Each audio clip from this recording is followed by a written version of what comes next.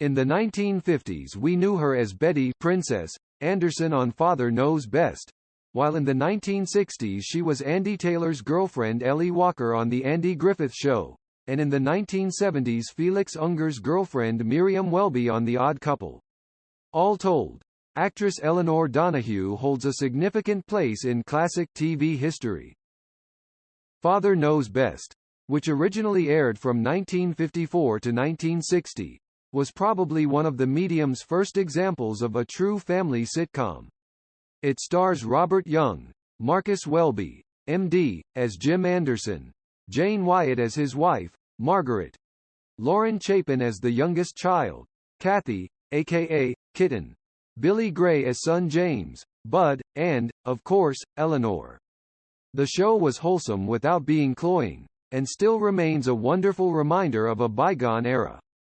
It's also something that Eleanor herself is, in a way, rediscovering for the first time since she started shooting the show 66 years ago. Born Mary Elinor Donahue on April 19, 1937, in Tacoma, Washington, her first experience in show business was at the age of 5 when she appeared in dancing chorus films. She was also a child actress in vaudeville and scored roles in 17 films between 1943, Mr. Big, in which she played a character named Muggsy, and 1952, Love is Better Than Ever. Growing up, she says, times were definitely tough, with a move for her and her mother to California from Washington. Shortly before Father Knows Best became a possibility, both Eleanor and her mother were of the mind that she didn't have much of a career left. In stepped her agent, Lily Messenger, who truly believed in her and fought to get her an audition on the show, which had been a successful radio show before making the transition to television. At the time, she was living in a foster home in Beverly Hills and was offered the opportunity to go to Beverly Hills High School for a short time before filming on Father Knows Best would get underway. Father Knows Best ran from 1954 to 1960, producing a total of 203 episodes, and it connected in a major way with audiences during its original run, especially when it went into reruns. Making the transition from child performer to adult is usually a difficult situation for young actors, but Eleanor managed to go right from Father Knows Best to the first season of The Andy Griffith Show.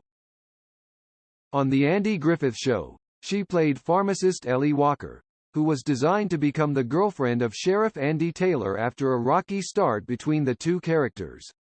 And while the characters did begin to date, the relationship didn't last and Eleanor appeared in only a dozen episodes of the first season in 1960, before asking to be released from her contract. One warm memory of her time on the show came when they were shooting that first season's Christmas episode, and she was extremely nervous about singing on camera.